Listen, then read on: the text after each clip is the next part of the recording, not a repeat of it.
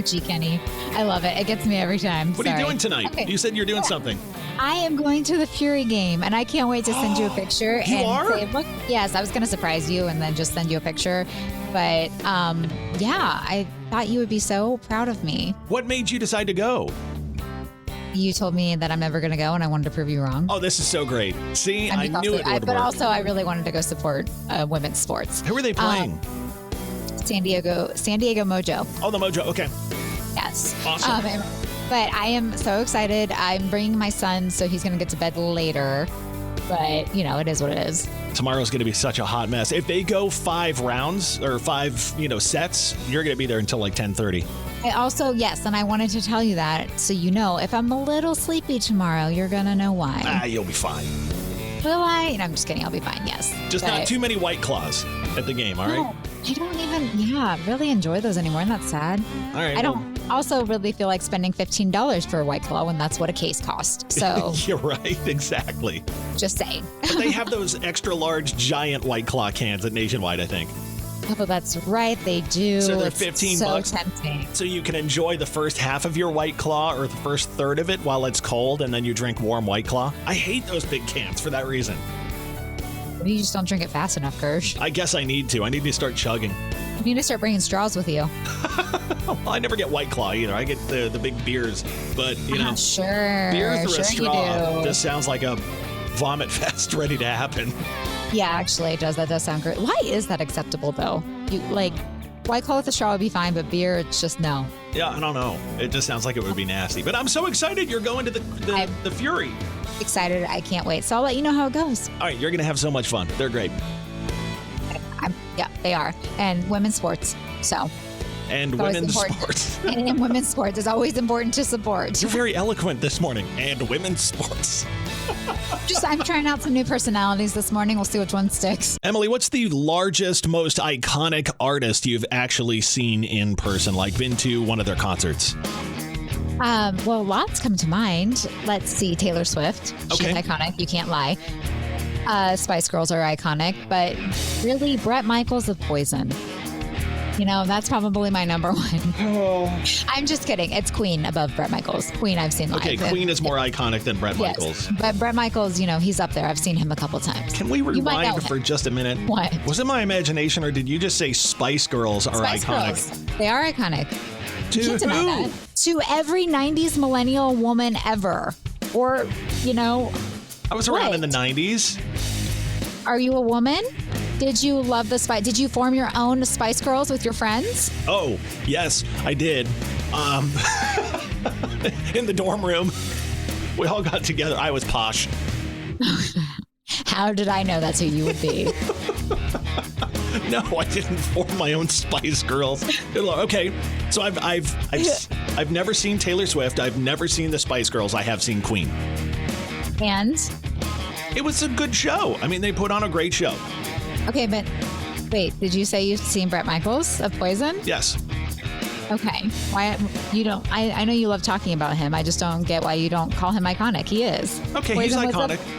A very iconic band. How about mine? I'm going to see the ones that I've seen. I want to see if you've ever seen any of these live. Garth Brooks. Never seen him live. That's an iconic artist right there. Not the Spice Girls. Spice Girls are iconic. The Eagles. I've never seen them live, no. I've seen the Eagles live. How about Fleetwood Mac? I've never seen them live, no. But I know, I'm failing. They're so good live. Willie Nelson? I've actually never seen him live, but I could. He's coming to Outlaw Music Festival. He is. You could go to that. Okay, what about U2? Oh, Kirsch, I have told you this many a times. Great show. Yes. Rolling Stones. There's the last one. Oh, I've seen U2 a lot. Rolling Stones. No, I've never seen the Rolling Stones. I saw the Rolling Stones at the Shoe. It was like... When was that? I'm going to say 2012, 13. I mean, but you have to keep in mind, I do love a lot of those bands that you mentioned, but I don't know if I would enjoy some of them now. because I don't think they should be touring still, like Rolling Stones. Rolling Stones put on an unbelievable show. Mick Jagger's like 80, and he comes out and has more energy than any damn one of those Spice Girls. I promise you.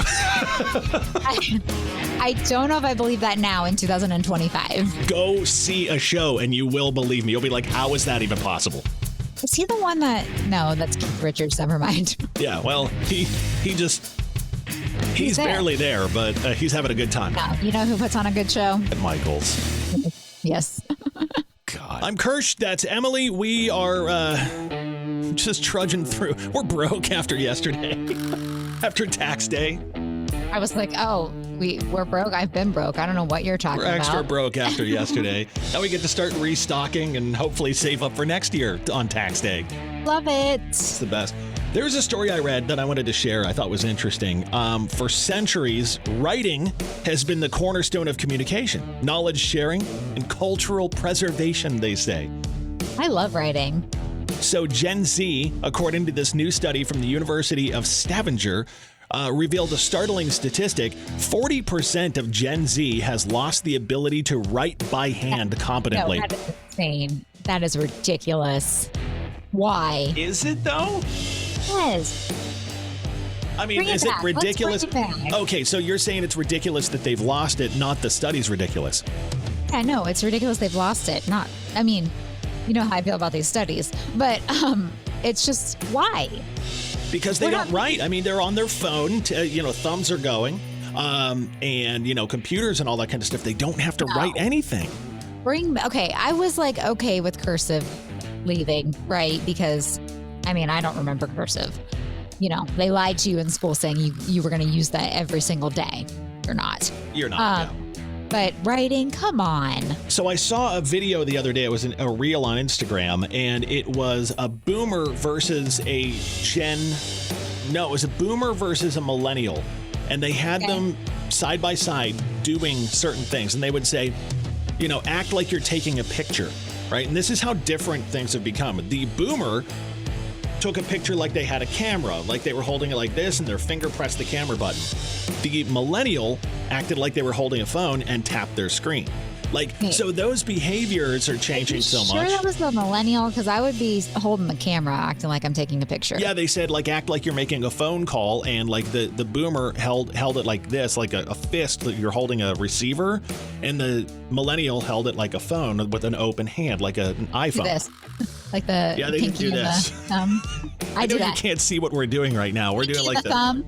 Yeah, kind of like rock on. Wait, what is that? The surfer thing? Yeah, the surfers. That's what a phone is to me. That's what it is. So they're saying that Gen Z can't write. Go get your girls when you get home. Make them write you an essay about how amazing you are. They actually have. They write, and they have incredibly neat handwriting. I don't know where they got this from. I love it. Do they have popular girl handwriting? I don't know what that is. You'll have to send me a picture and I'll let you know if they have popular girl handwriting. Okay. Popular girl hand. Who came up with that?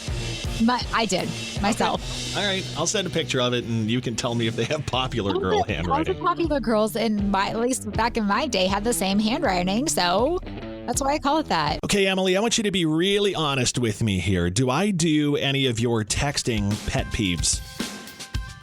Sometimes you do okay with a period. I do? Yes. I don't think you mean to. But, and then sometimes you do ghost me. But I forgive you. Well, it's you have to because I'm deal with me driving. in the morning anyway. I'm driving or something like that. I don't text and drive. I probably do a lot of your pet peeves for texting. And I'll just say I'm never going to change now. Well, yeah. You know what? The only thing that you do by text for me that drives me crazy is sometimes I'm not in your head, right? You'll text me from your head and I'm not in your head. And you'll be like, hey, what was that thing that one day that I laughed at? Or you'll just be like, hey, what was that thing that one day? I need to add more context. I know I need to do that with everyone in my life. What was that thing that one day? I have to remind myself people aren't in my head and don't understand. There's only very few people who can speak Emily. I plan to hire them one day. How many times have I said that to you? I'm like, I'm not in your head, Emily. A million and bazillion. Yeah, right. So this is not an era of peak language because of texting. Everyone's constantly looking for ways to write, read, speak less, fewer words.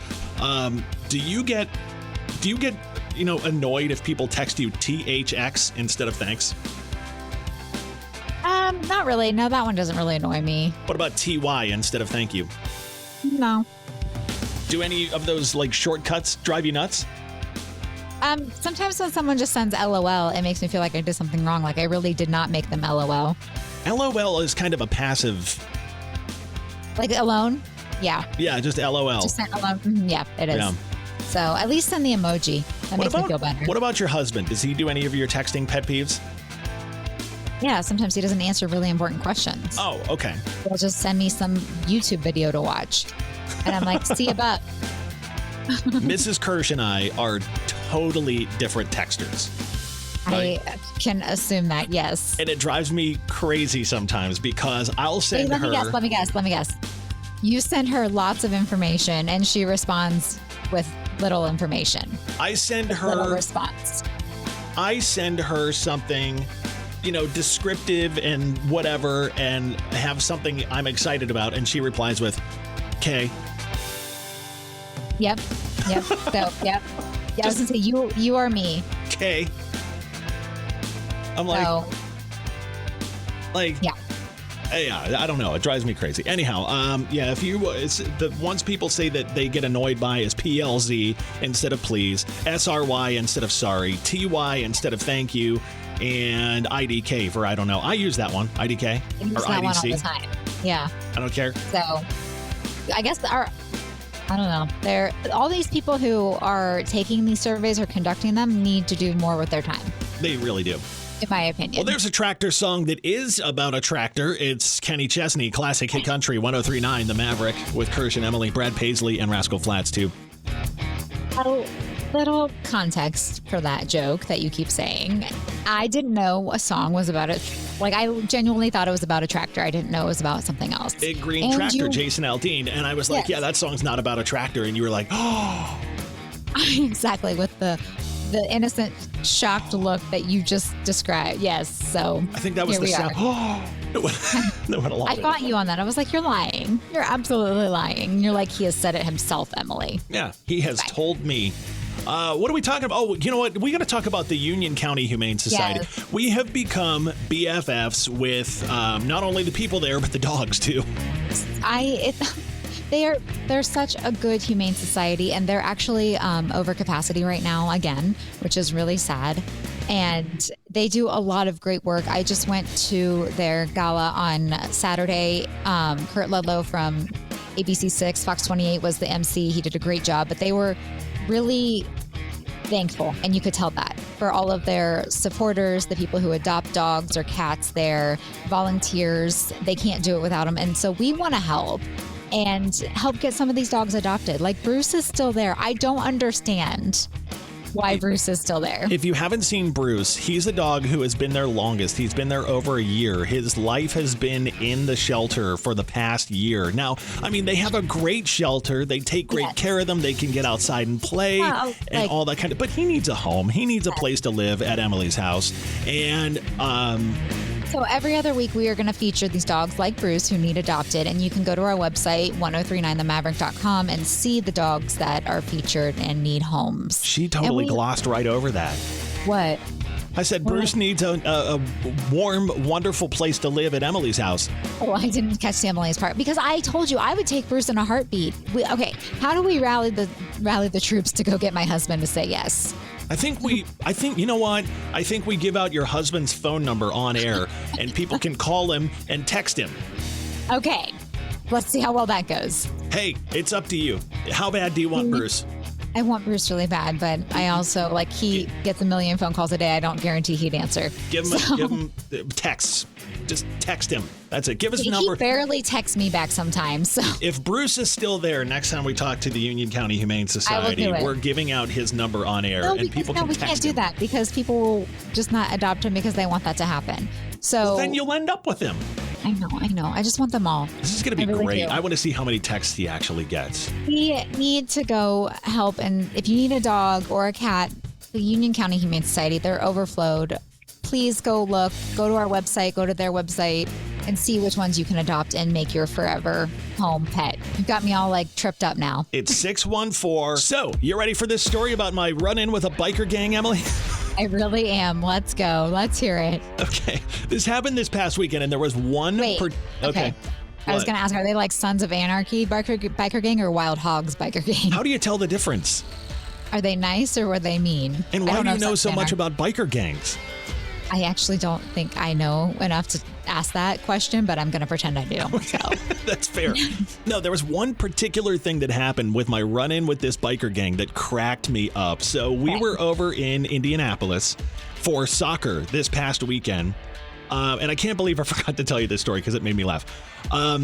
We stopped for gas on the way home, and it was off I-70 somewhere. You know, we were running low. Yeah. So I pulled over into this, I think it was a Love's Travel Plaza.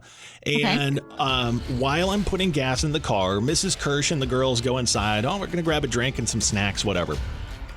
All of a sudden, I hear Born to Be Wild by Steppenwolf. You know that song? Yes, I do. I heard that playing really loud, and I kid you not, this biker gang came pulling into the Love station, blasting that, which was so stereotypical to begin with. But they started filling up their bikes and all that kind of stuff. No big deal. Right. When I walked inside, I got myself a drink and a snack, and we paid, and we were walking out, and I saw the whole biker gang crowded kind of around the door, and they're leather-clad, big beards, and, you know, exactly what you'd expect. Okay. Here's where it got funny. I was like, well, we're going to have to walk through them. And I could see they were all smoking right outside the door. Right. I was like, we'll have to walk through them to get back over to the car. And we did. And when we walked through it, apparently bikers never smoke cigarettes anymore. They just vape. Oh. So instead, like, I'm expecting to walk out in this cloud of cigarette smoke and smell cigarette smoke, but the whole biker gang smelled like strawberry muffins. And did you say, oh, that's interesting? That's an interesting choice. I stopped right in the middle of it, and I was like, this smells delightful. You know what? Bikers like strawberries and muffins too, okay? But you know what I'm saying? Like, you got these leather-clad biker dudes, and you walk out, the last thing you expect to smell is strawberry muffins. You know, now I kind of want you to join a biker gang. So I can start vaping strawberry muffin stuff? No, I just think it would be funny to see you in one. I thought it was great. I did. I was just like, this smells heavenly. And the one guy said to me, strawberry muffins. Just like that. Just like that. Yeah. Strawberry muffins. Funny though, that like proves the point that some biker gangs are a lot nicer than you think they are. Especially the ones that are out there smoking strawberry muffin vapes. God bless them. Next time you meet, you're going to ask, is strawberry muffins your choice? Got any good local favorite restaurants? No, I really enjoyed Ghost Rider in Johnstown, but they just shut it down. Oh, no. Wait, what was it? It was just, I don't even know how to describe it. They just had the best deviled eggs ever. And it was so good. But And it closed? Yes, but that's a whole other time and story. Okay. I'm trying to think of any other ones that I've really been to lately. How about you? You always have the hidden gems? Well, so if you listen often, we live sort of Lewis Center, Delaware area. And we, when we first moved to that area, we would go to the Polaris area all the time because there were so many restaurants there. We don't go to Polaris ever anymore. We either end up in Powell or we end up in Delaware. And a couple of my favorites have you ever been to Huli Huli in Powell? No, but I want to so bad. I need to make a trip. It's a little tiki bar over there. Yes, it's really pretty cool. Good food, too. In Delaware, I've got like 4 or 5 restaurants that I love. There's Old Dog Ale House. There is Opa, which you've been to. Opa's really good. Restoration Brew Works, I love. There's an Asian restaurant there called Typhoon that has great sushi. There's pizza place called Mohio. And these are the places that, like the Kirsch fam, we go to often. Enough that we walk in and the bartenders all know us. So every day of the week. Got it. You just rotate through. Pretty much. I will say, and now that we're talking about this, I think I'm going to go when we get off air. And it's Chocolate Cafe because their chicken Caesar salad is so good. And their chocolate cake. Plus, Phil Kelly from over at ABC6 and Fox 28. Isn't it him and his wife's restaurant? Yeah, his wife. Yes, it is. And it's just meteorologists are hot. Okay, Kirsch, really? This is the whole thing again, okay? You're never living that down. You realize I that. didn't personally say that, though. I said that it's a thing with people. They love meteorologists, okay? I think you're just like harboring some insecurities that you never became one. Chocolate Cafe owned by a hot meteorologist and his wife. So Emily's going to go over there and case Phil's there after work. And that chicken Caesar salad was the best I've ever had. Okay, and that got me through my pregnancy. Okay. I might actually, I literally might order some right now. It sounds so good. I'm hungry. Open yet. Are they serving chicken Caesar salads at 8 something in the morning? Right? I don't know. You just figured out my lunch plans. Thank you. All right, there you go. Maybe Hottie Phil will be over there waiting for you. I was going to invite you, but now I don't even know what's going to come out of your mouth well, if I we don't ever go want there. the competition. I mean, if Smoke Show is going to be showing up. Let us know your favorite restaurants, please. Your favorite local restaurants. 991-1039. Text us. Sorry. Kirsch. David Lee Murphy and Garth Brooks coming up. Rascal Flatts now. Chocolate cake. With Kirsch and Emily. Classic Hit Country 1039, The Maverick. I think I've told you this before, Emily. My next door neighbor is a TSA agent over at John Glenn. I told you that, right? And I want to know if they play, I saw this thing about TSA bingo, what they're going to find that day. I need to know if that's real. I'll have to ask him. It freaked me out the first time when I was flying through there. It was right after he moved in. I had met him once, and I went through security, and all of a sudden he called me. He's like, "Hey, come over here." And I was like, "What did I do?" I saw the little screen light up green. I was clear, and he's like, "Hey, come over here." And he's like, "Good to see you, man." I was like, "Oh, yeah, you're my neighbor." Oh, yeah, you too. But now you guys are besties, so it's fine. I'll have to ask him if some of this stuff made the list. The strangest things found in unclaimed bags over the past year. At what point are you allowed to go through the bags? That's what I want to know. You know what I did one time? I told you that I left a bag unattended at LAX in Los Angeles once, right? No, but did they call you? I accidentally did. I walked away from it for 30 seconds, and TSA took it, and I had to go. You're really trusting. And the guy said to me, "Well, I didn't mean to. It happened." But the TSA took it, and I had to go to their main desk at LAX, which was a gift. It was a joy to be able to go there. But they were like, "Identify one shirt and one pair of underpants you got in there, boy." And I was like, "Okay." I told them. They popped it open. They're like, "Yeah, this is your bag." So funny. Okay, so the strangest things found in unclaimed bags. So, yes, a list came out within the last year of a found report. Strangest things found in luggage, like you just said. There's so many that are mind-blowing to me on here. Like a toilet seat. How? Why? In a bag? Like in a checked bag? Yes, in a checked bag. A movie script from the 1985 movie The Goonies.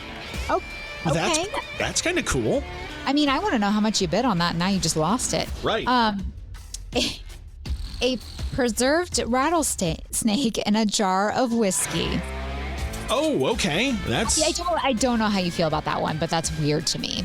I'm still stuck on the toilet seat. I'm trying to figure out why anyone would pack a toilet seat. This sounds like something they might need. A glass eye. That would be nice. Yes. A letter signed by Eleanor Roosevelt from back in 1944. Some of these things seem like they're worth some money. How about this one? Oh, no. Like a steel Roman soldier helmet was pulled out of somebody's bag.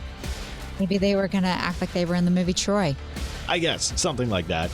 And a freeze-dried chicken foot. That's the last one on this list. I have so many questions. And now I also am kind of jealous that TSA gets to have these fun things they find. I kind of want to job shadow him one day. Maybe we'll bring him in here. He can job shadow us, and then we can go job shadow him and see what you people are bringing to CMH. Can we play TSA bingo? Weirdos.